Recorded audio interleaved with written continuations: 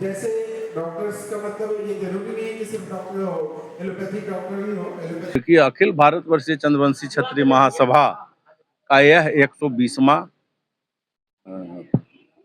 राष्ट्रीय परिषद की बैठक है।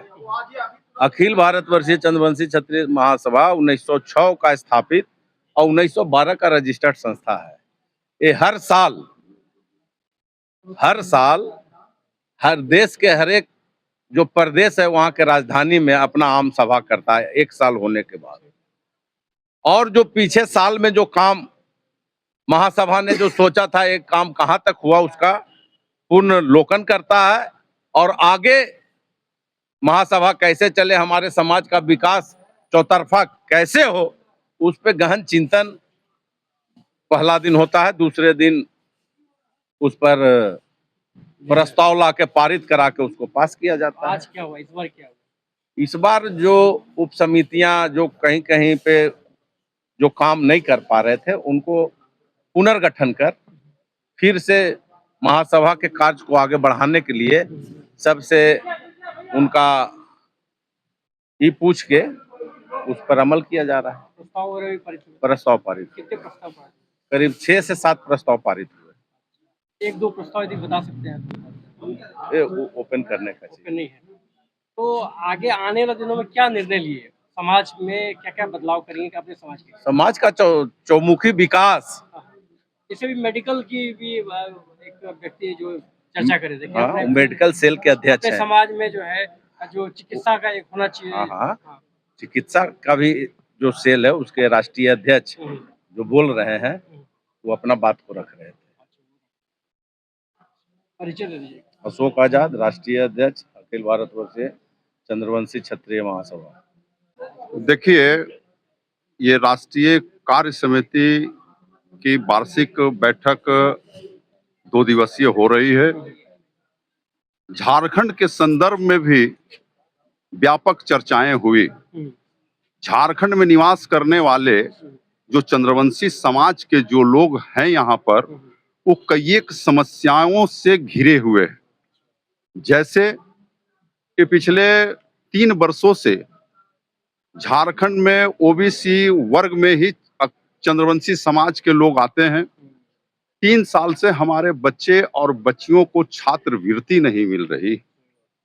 दूसरा, पूरे हिंदुस्तान में 27% आरक्षण हमें मिलता है, लेकिन दुर्भाग्य के साथ हम कहेंगे जब से झारखंड अलग हुई यहाँ पे 14% हमें आरक्षण मिल रहा है।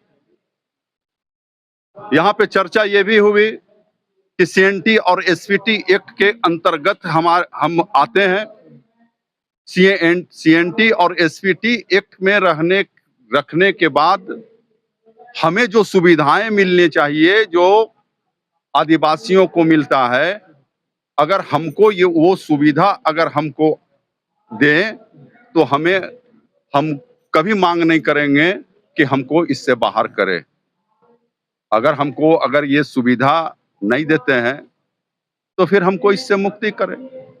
इससे हम सीएनटी और एसपीटी एक्ट से मुक्ति इसलिए चाहते हैं कि इससे समाज को भी नुकसान हो रहा है। अगर हमको ये सुविधाएं मिलेगी जिस प्रकार जो सीएनटी एसपीटी एक्ट के अंतर्गत जो मिलता है दूसरों को, अगर हमें ये सुविधा मिलेगी तो हम मुक्त होना नहीं चाहते हैं। लेकिन शहरी क्षेत्र में तो इसको हटा रही है सरकार।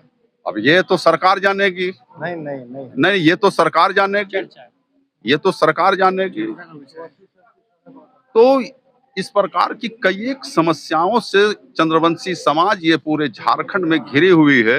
इसके विषय में भी राष्ट्रीय परिषद की बैठक में व्यापक चर्चा हुई और चंद्रवंशी समाज ने झारखंड में ये निर्णय ले चुका है कि अब झारखंड के चंद्रवंशी समाज के लिए महासभा उलगुलान करे। कब करेगी ये? इसकी भी डेट की और तिथि की घोषणा हम लोग बहुत जल्द करेंगे। ऐसी समस्या बताइए जिसके राज्य सरकार से आपको नहीं पट रहा हो, उसके खिलाफ आप आंदोलन। हमको पटने का और हम अपनी समस्याओं से अवगत करवाएंगे उनको। तो उसी का कोई आंदोलन हमको जब हम अपनी मांग को रखेंगे और मांग करेंगे और जब हमारी मांग जब पूरी नहीं होगी उसके बाद आंदोलन की रूपरेखा होगी और उसके बाद चंद्रवंशी समाज के लोग सड़कों पे उतरने का काम आने वाले दिनों में करेंगे। एकदम करेगा लोग, सड़कों पे आंदोलन एक दो करेंगे। मुद्दे खाली खाली बता दीजिए। जैसे कि हमारा डिमांड है कि 27% हमको आरक्षण मिले, 27 इसके अलावा CNT SPT एक्ट हमारा बहुत ही बड़ा विषय है। OBC 8 जिला में हमको शून्य कर दिया गया। इस प्रकार और भी कई एक मुद्दा हैं, कई समस्याओं पर। मेरा प्रेम वर्मा नाम हुआ, राष्ट्रीय उपाध्यक्ष महासभा के।